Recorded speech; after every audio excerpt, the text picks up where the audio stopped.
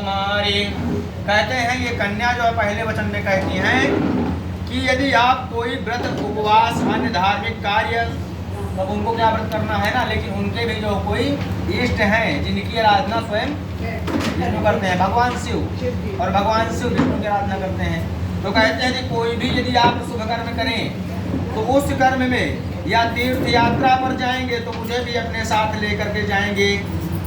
यदि साथ ले जाना स्वीकार हो तो मैं आपके वाम भाग में आ जाऊँ। लड़के वाले बताएं, मेरे भी माता पिता का सम्मान करेंगे और परिवार की मर्यादा का पालन करेंगे। यदि आप इसे स्वीकार करते हैं तो मैं आपके वाम भाग में आने को स्वीकार करूँगे। तैयार है, स्वीकार है कि तीनों अवस्थाओं में, यानी युवा अवस्था, प्रौढ़ावस्था और वृद्धावस्था। अभी हमारे शालिग्राम अभी MBA करके ही आए हैं, है ना। तो कहते हैं तीनों अवस्थाओं में आप मेरा पालन करते रहेंगे, मेरे जीवन का निर्वाह करते रहेंगे। यदि ये निर्वाह करना आपको स्वीकार हो तो मैं आपके वाम भाग में आना स्वीकार करती हूँ। स्वीकार है? स्वीकार।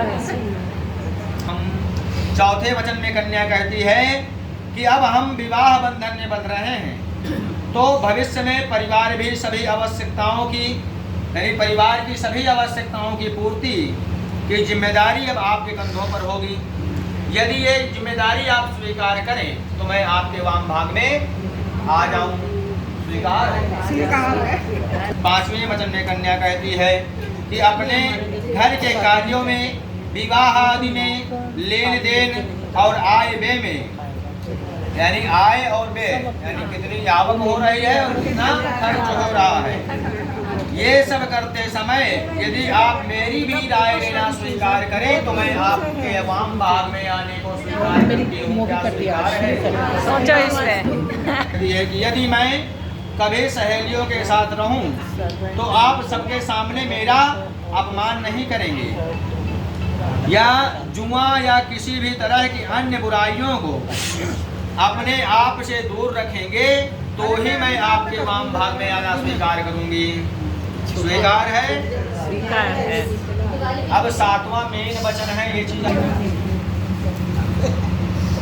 कि परिस्त्रियं मातृशमां समीक्ष स्नेहं सदा तो चिन्मयी एकान्ते कुर्यात् वामाङ्गमायामि तदा त्वदीयं ब्रवीति वचनं कन्या च सप्तमम्।